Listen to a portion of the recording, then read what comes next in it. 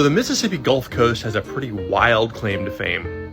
I think most of us would agree that the area below I-10 in Mississippi might as well be its own state, and this has been true for quite some time. Back in the early 1800s, as Mississippi was transforming from the wild frontier state full of gambling and hard drinking into what it is now, considered the most religious state in the country, the missionaries and church planters wouldn't go anywhere near the coast.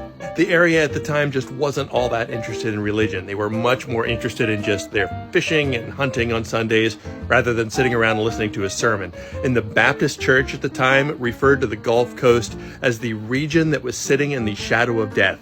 To this day, folks on the coast tend to be a little more open-minded than the rest of the state, a little bit more relaxed, and that tends to make the coastal areas a lot more fun, which plays into this claim to fame.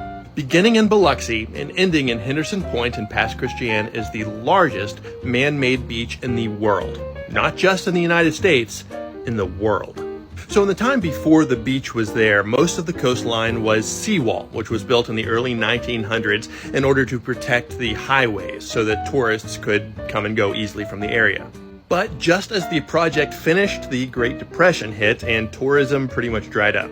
Fortunately, in the years following the Depression, tourism picked up very quickly, possibly due to the fact that we had so much bootleg alcohol and gambling on the coast. And thanks to some additional funding from the U.S. Congress, Mississippi soon revisited the Seawall project.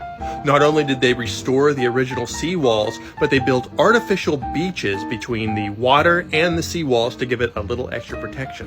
And by the time the project was finished, Mississippi had the longest and largest man-made beach in history. And as far as I know, that record has never been topped. Just a little something extra to think about next time you're on the coast.